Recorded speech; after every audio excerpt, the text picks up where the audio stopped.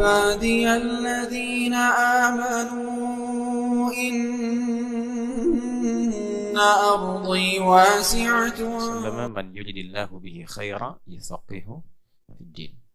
Siapa yang diinginkan oleh Allah Subhanahu wa taala menjadi lebih baik dalam pandangan Allah, baik dalam berislamnya, maka dibimbing ia untuk mempelajari, memahami agamanya. Dari mana taunya?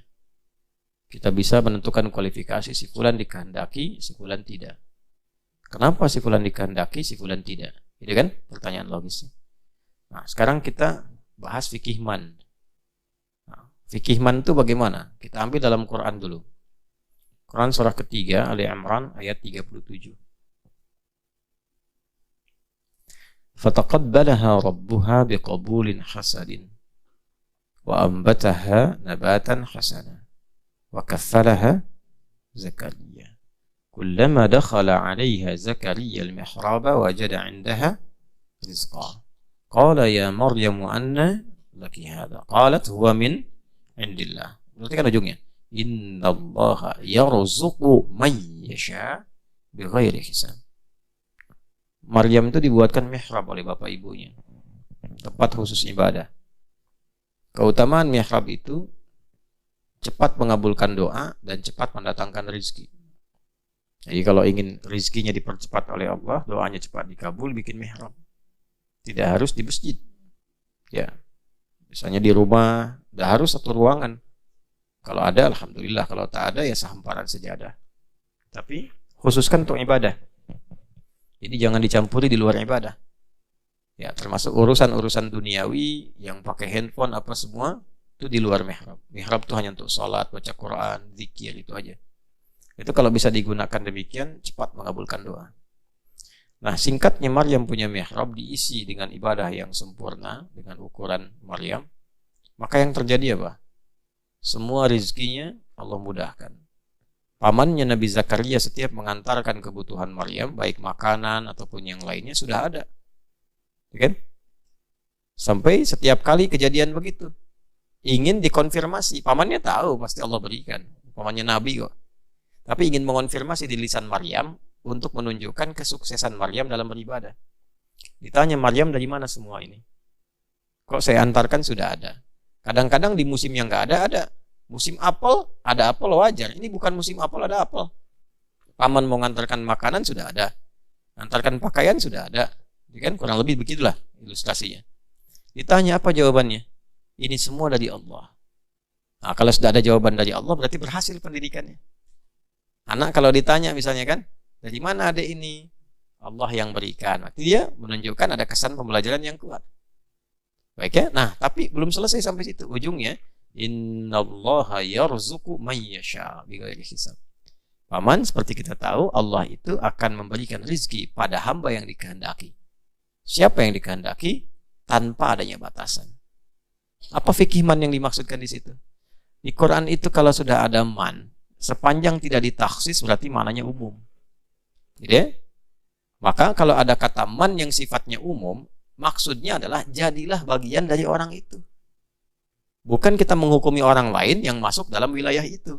Bukan demikian cara membacanya. Jadi bagian dari itu. Tahu dari mana? Perhatikan Nabi Zakaria. Ketika Maryam menjawab Allah memberikan rezeki pada siapa yang dikehendaki tanpa batasan, maka Nabi Zakaria langsung melihat dirinya membandingkan dengan Maryam. Apa yang saya punya, apa yang Maryam punya. Apa yang Maryam punya, apa yang saya belum punya. Ternyata salah satunya mihrab. Ya, melihat di situ ada mihrabnya Maryam. Maka apa yang dilakukan oleh Zakaria alaihissalam? Beliau berdoa di mihrabnya Maryam, sholat di situ. Minta kepada Allah, minta diberikan keturunan. Sebelumnya sudah banyak minta kepada Allah, belum terkabul. Tapi ketika meminta di tempatnya Maryam, di mihrabnya itu, yang sebelumnya Nabi Zakaria tidak punya apa yang dipunyai Maryam, maka masuklah ke wilayah itu. Sholatlah di mihrab itu. Ayat 38-nya kan itu. Hunalika itu di mana? Di mihrabnya Maryam. Hunalika da'a Zakaria Rabbah. Qala rabbi habli min ladunka dzurriyyatan thayyibah innaka sami'un du'a. Itu langsung enggak pakai lama. Fanadatul malaikatu wa huwa qa'imun yusalli fil mihrab. Annallaha yubashshiruka bi Yahya. Jadi begitu masuk ke dalam golongan yang Allah sukai itu langsung dikabul doanya. Jadi kalau tadi dikatakan may yuridillahu bihi khaira yufaqihu fid din, siapapun yang dikehendaki oleh Allah untuk menjadi orang baik, maka akan ada dorongan pada dirinya untuk belajar agama. Maka masuklah pada golongan itu maksudnya.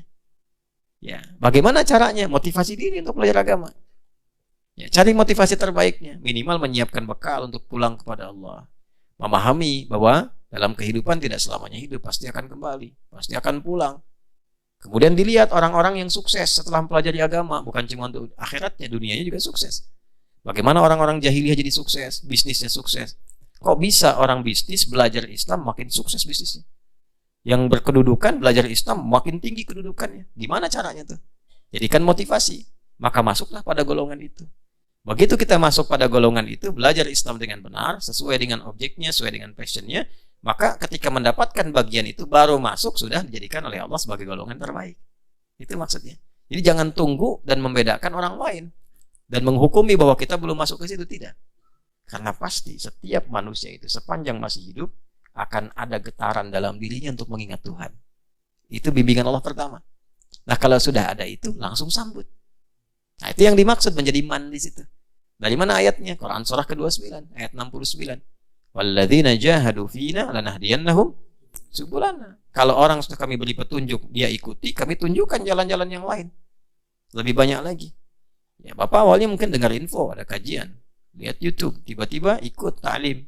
Senang terus diikutin. Beda kan rasanya. Ya kan? Petunjuknya jadi banyak gitu. Nah, itu yang dimaksud dengan man, yang kita sertakan diri kita berada di wilayah itu. Nanti tinggal kita lihat ciri Allah menjadikan orang baik itu apa. Nah, nanti ada banyak turunan di situ. Nah, contoh nanti Allah berikan ketenangan dulu pada jiwa. Kemudian memberikan furqan. Furqan itu boleh bisa membedakan mana yang betul-betul real, baik, sejati, mana yang fata morgana, mana sesuatu yang benar, mana yang salah. Setelah itu senang dengan Quran, karena di Quran banyak furqan. Syahrul Ramadan alladzi unzila fihil Quran hudal linnasi wa bayyinatin minal huda wal furqan. Jadi kalau orang ngaji Qurannya rajin, tahu, nanti Allah akan berikan petunjuk pada dirinya, mudah membedakan mana pekerjaan benar, mana yang salah. Nah, ini yang ngerjakan pesantren-pesantren ini, bangunan-bangunan teman-teman ini, ya itu bisa bedakan kan, mana yang kuat, mana yang tidak, mana yang asal-asalan, mana yang serius. Nah, jadi kalau hati kita sudah terpaut dengan benar, kita akan bedakan. Feeling kita tuh kalau nggak bagus gak enak, kalau nggak kuat gak nyaman. Makanya dikuatkan lagi, dibaguskan lagi. Agama juga begitu. Kalau sudah dekat dengan Allah, sholatnya nggak akan asal-asalan. Nggak enak kalau asal-asalan. Gitu ya? Kan terasa ya? Terasa dalam. Nah, itu begitu. Hidup tuh begitu. Ilmu juga begitu. Kalau ilmunya kuat, nggak enak belajarnya. Setengah-setengah. Nah, manusia itu kalau bukan ada akalnya, atau rohnya, atau fisiknya. Ya, rohnya itu untuk ibadah, akalnya untuk belajar, fisiknya untuk beraktivitas. Semua butuh makanan. Kalau makan asal-asalan kan jadi penyakit ya. Makannya itu sambalnya di pas sahur tuh, yang lain jangan dimakan, sakit. Ya, sama, belajar juga begitu. Kalau asal-asalan akalnya sakit. Ya kan? Ya, ibadah juga begitu. Kalau asal-asalan rohnya pasti sakit. Nah, kalau sudah rohnya sakit itu yang paling bahaya. Jadi itu yang dimaksudkan. Man yuridillahu bihi khaira yufaqihu fiddin. Kalau Allah inginkan seorang menjadi baik, maka diberikan petunjuk bagi dia untuk mempelajari agama. Nah, petunjuk yang dimaksudkan diberikan kepada kita, kita mesti menyambut, masuklah pada golongan itu. Wallahu a'lam bishawab. Kullu nafsin